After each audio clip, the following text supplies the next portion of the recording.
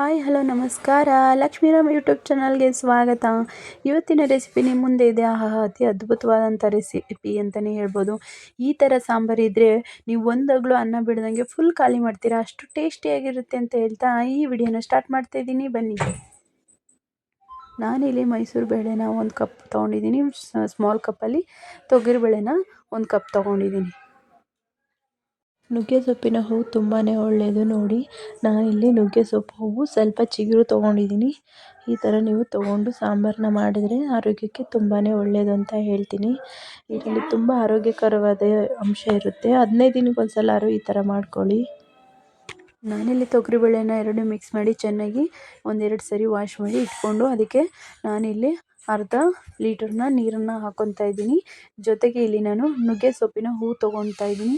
ನುಗ್ಗೆ ಸೊಪ್ಪು ಹೂವಿಂದು ತುಂಬಾ ಟೇಸ್ಟ್ ಬರುತ್ತೆ ಸಾಂಬಾರು. ನಾನಿಲ್ಲಿ ಸಣ್ಣದಾದ ನುಗ್ಗೆ ಸೊಪ್ಪಿನ ಹೂವು ಮತ್ತು ದೊಡ್ಡದು ಎಲ್ಲ ಸ್ವಲ್ಪ ಚಿಗುರು ಸೊಪ್ಪನ್ನ ಹಾಕ್ಕೊಂಡು ಇದಕ್ಕೆ ಬೆಳ್ಳುಳ್ಳಿ ಎಷ್ಟು ಬೇಕೋ ಅಷ್ಟು ಹಾಕ್ಕೊತಾ ಇದ್ದೀನಿ. 1 ಗೆಡ್ಡೆ ಬೆಳ್ಳುಳ್ಳಿನ ಹಾಕ್ಕೊತಾ ಇದ್ದೀನಿ. ನಾನಿಲ್ಲಿ 1-2 ಚಿಕ್ಕದಾದ ಟೊಮೊಟೊನ ಕಟ್ ಮಾಡಿ ಹಾಕ್ಕೊತಾ ಇದ್ದೀನಿ. ನಿಮ್ಗೆ ಎಷ್ಟು ಬೇಕೋ ನೀವು ಅಷ್ಟು ಹಾಕ್ಕೋಬೋದು, ಜಾಸ್ತಿ ಕ್ವಾಂಟಿಟಿ ತೊಗೊಂಡ್ರೆ. ಇಲ್ಲಿ ನಾನು ಇದಕ್ಕೆ ಮನೇಲೇ ಮಾಡ್ಕೊಂಡಿರುವಂಥ ಸಾಂಬಾರು ಪೌಡ್ರು 1 ಸ್ಪೂನ್ ಅಚ್ಕಾರದ ಪೌಡ್ರನ್ನ ಹಾಕ್ಕೊತಾ ಇದ್ದೀನಿ. ಇಲ್ಲಿ ರುಚಿಗೆ ತಕ್ಕಷ್ಟು ಉಪ್ಪು ಹಾಕಿ 2-3 ವಿಸಿಲ್ ಕೂಗಿಸ್ಕೊತೀನಿ. ಇಲ್ಲಿ ನಾನು ವಿಸಿಲ್ನ 3 ವಿಸಿಲ್ ಕೂಗಿಸ್ಕೊಂಡಿದ್ದೀನಿ.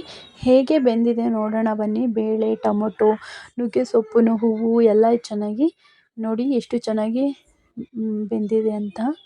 ನೋಡಿ, ತುಂಬಾ ಚೆನ್ನಾಗಿ ಆಗಿದೆ. ಇದನ್ನು ನಾವಿವಾಗ ಚೆನ್ನಾಗಿ ಮಸಿಯೋ ಕೋಲು ತೊಗೊಂಡು ಮಸ್ಕೊಳ್ಳೋಣ. ಜಾಸ್ತಿ ಏನು ಮಸಿಯೋದು ಬೇಡ, ಲೈಟಾಗಿ ಮಸಿಯೋದ್ರಿಂದ ತುಂಬಾ ಚೆನ್ನಾಗಿರುತ್ತೆ. ಯಾಕೆಂದರೆ ಆಲ್ರೆಡಿ ಇದು ಚೆನ್ನಾಗಿ ಬೆಂದಿದೆ. ಇಲ್ಲಿ ನಾನು ಒಗ್ಗರಣೆಗೆ 10 ಕರಿಬೇವನ್ನ ತೊಗೊಂಡಿದ್ದೀನಿ. 1/4 ಸ್ಪೂನಷ್ಟು ಸಾಸಿವೆ ತೊಗೊಂಡಿದ್ದೀನಿ. 1/4 ಸ್ಪೂನಷ್ಟು ಜೀರಿಗೆ ತೊಗೊಂಡಿದ್ದೀನಿ. ಇಲ್ಲಿ ನಾನು 1 ದಪ್ಪ ಈರುಳ್ಳಿನ ಉದ್ದವಾಗಿ ಕಟ್ ಮಾಡಿ ಇಟ್ಕೊಂಡಿದ್ದೀನಿ. ಇಲ್ಲಿ ನಾನು ಮಡಕೆ ಬಾಣಲಿನ ತೊಗೊಂಡಿದ್ದೀನಿ. ಇದು ಸ್ವಲ್ಪ ಕಾಯಕ್ಕಿಟ್ಟಿದ್ದೀನಿ. ಇವಾಗ ಇದು ಬಾಣಲಿ ಕಾದಿದೆ. ಇದಕ್ಕೆ ನಾನಿಲ್ಲಿ 4 ಸ್ಪೂನ್ ಎಣ್ಣೆ ಹಾಕ್ಕೊತಾ ಇದ್ದೀನಿ. ಇದು ಎಣ್ಣೆ ಚೆನ್ನಾಗಿ ಬಿಸಿ ಆಗ್ತಿದೆ. ಮಡಕೆ ತುಂಬ ಬಿಸಿ ಆಗೋದ್ರಿಂದ ಬೇಗ ಅದು ಎಣ್ಣೆ ಬಿಸಿ ಆಗುತ್ತೆ. ಇದಕ್ಕೆ ನಾನು 1/4 ಸ್ಪೂನಷ್ಟು ಸಾಸಿವೆ, 1/4 ಸ್ಪೂನಷ್ಟು ಜೀರಿಗೆನ ಹಾಕ್ಕೊತಾ ಇದ್ದೀನಿ.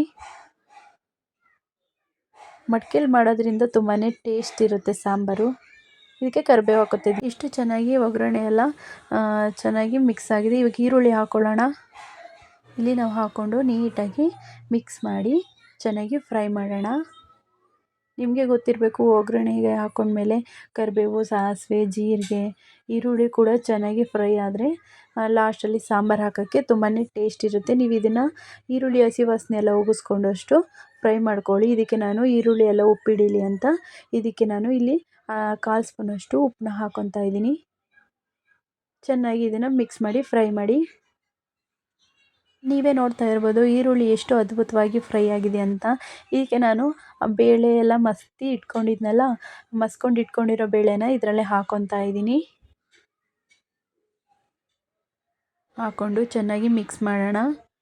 ನೋಡಿ, ಈ ಥರ ನೀಟಾಗಿ ಮಿಕ್ಸ್ ಮಾಡಿ. ನೋಡಿ ಎಷ್ಟು ಚೆನ್ನಾಗಿ ಕಾಣಿಸ್ತಿದೆ ಅಂತ ಸಾಂಬಾರು.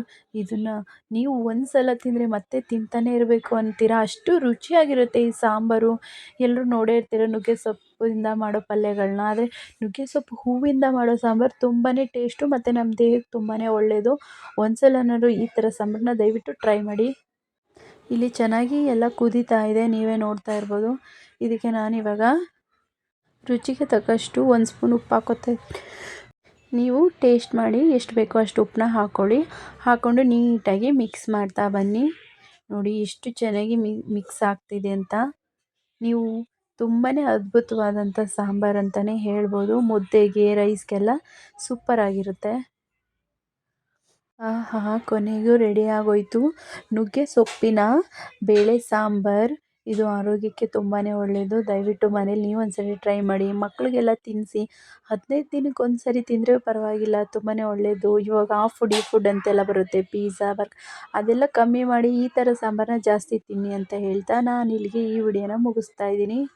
ನಿಮ್ಮ ಆರೋಗ್ಯ ನಿಮ್ಮ ಕೈಯಲ್ಲಿ ಅಂತ ಹೇಳ್ತಾ, ಈ ವಿಡಿಯೋ ನಿಮಗೆ ಇಷ್ಟ ಆಗಿದ್ದರೆ ದಯವಿಟ್ಟು ಸಬ್ಸ್ಕ್ರೈಬ್ ಬಟನ್ನ ಕ್ಲಿಕ್ ಮಾಡಿ, ಲೈಕ್ ಮಾಡಿ, ಹಾಗೆ ನನಗೆ ಸಪೋರ್ಟ್ ಮಾಡಿ ಅಂತ ಹೇಳ್ತಾ ನಾನು ಇಲ್ಲಿಗೆ ಈ ವಿಡಿಯೋನ ಮುಗಿಸ್ತಾ ಇದ್ದೀನಿ. ನಾನು ಇವಾಗ ಹೊರಡ್ತಾ ಇದ್ದೀನಿ. ಬಾಯ್ ಬಾಯ್.